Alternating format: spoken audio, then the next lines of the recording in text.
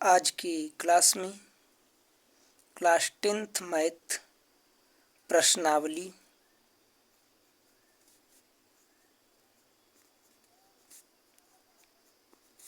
Three point two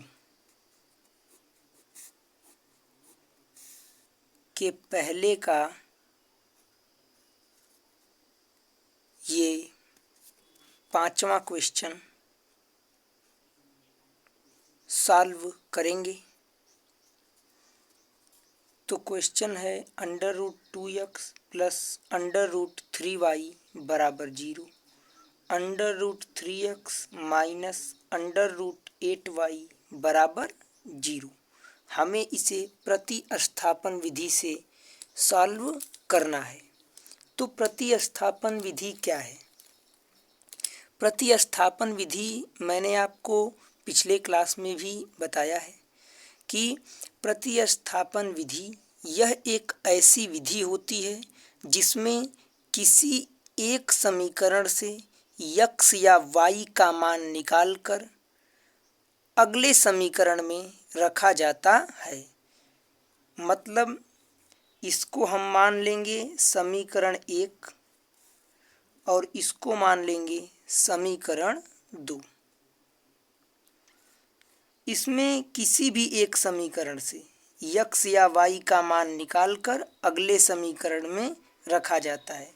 जैसे अगर आपने समीकरण 2 से x का मान निकाला है तो उसे आप समीकरण 1 में रखेंगे, और अगर आपने समीकरण 1 से x का मान निकाला है तो फिर इसे आपको समीकरण 2 में रखना होगा। तो चलिए इसे हम लोग हल करते हैं। तो प्रतिस्थापन विधि से सॉल्व करेंगे। प्रतिस्थापन विधि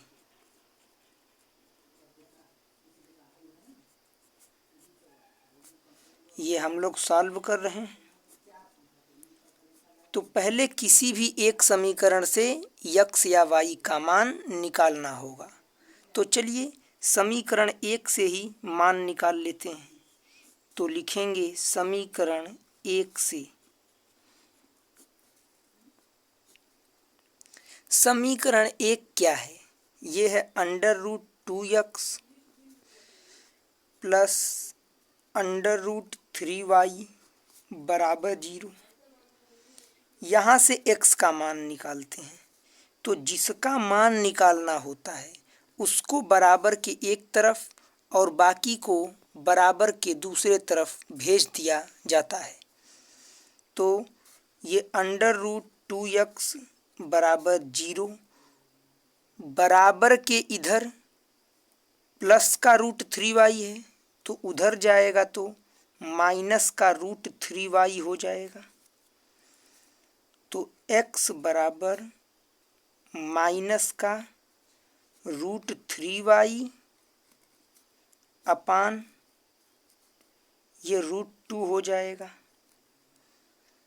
मतलब 0 में से कोई संख्या घटाएंगे तो वही संख्या तो आएगी।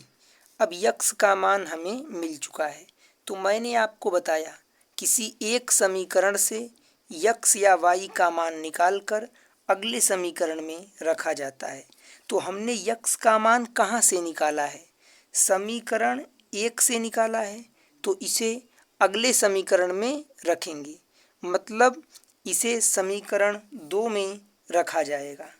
तो लिखेंगे x का मान समीकरण 2 में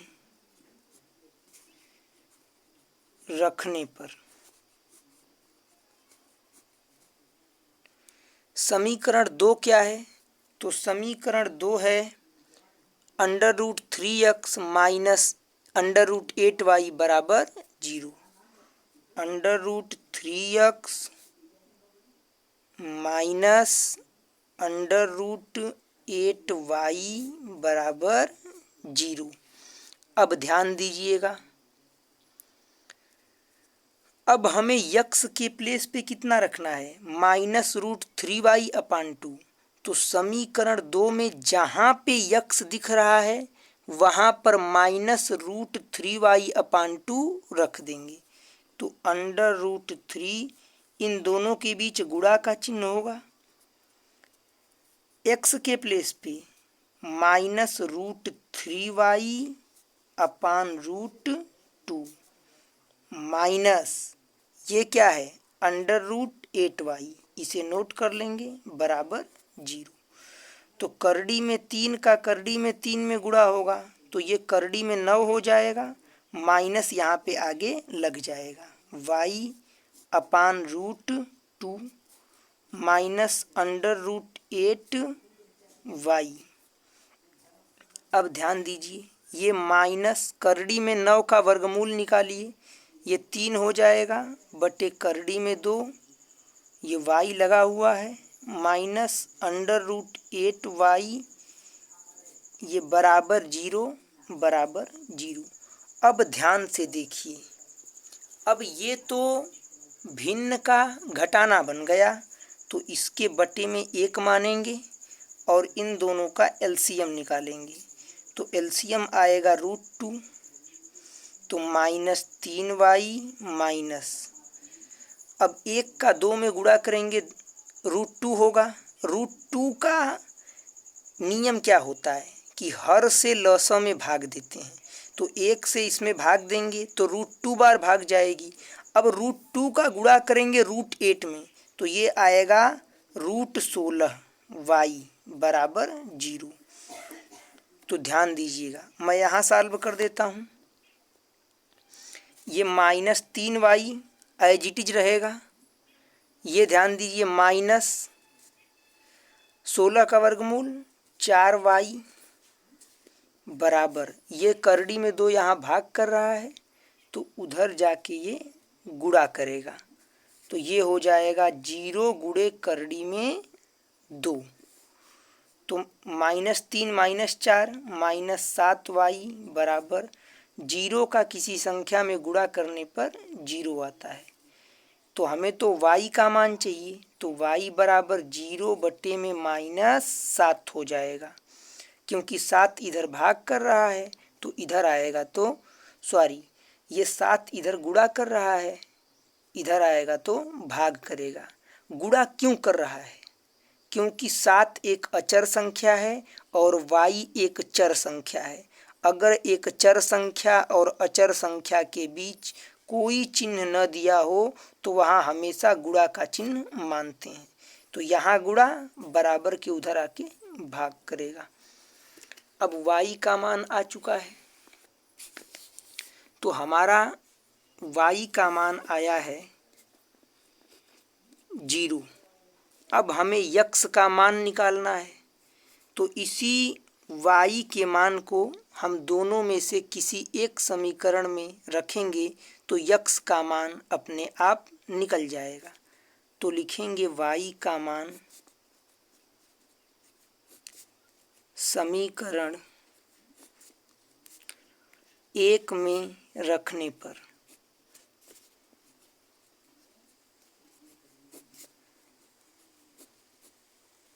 तो समीकरण 1 क्या है? समीकरण 1 है ये √2x + √3y बराबर 0, √2x + √3y बराबर 0। तो ये √2x + √3 इन दोनों के बीच गुणा का चिन्ह, y का मान हमने कितना निकाला है 0, तो y के जगह 0 रखेंगे बराबर 0। तो √2x + 0 का गुणा होगा √3 में, तो किसी संख्या में 0 से गुणा करने पर 0 हो जाता है बराबर 0। तो x बराबर 0 बराबर के उधर जाएगा तो -0 अपान ये करड़ी में 2 इस यक्स में गुणा कर रहा है तो इधर आएगा तो ये भाग करेगा। तो x बराबर 0 में से 0 जाए 0 ही बचेगा अपान √2। तो x बराबर 0 में किसी संख्या से भाग देने पर सदैव 0 आता है। तो फाइनली हमारा x का मान 0 आ चुका है और y का मान भी यहाँ पे 0 आ चुका है। ये हो गया हम लोगों का आंसर। आप इसे नोट कर लीजिए।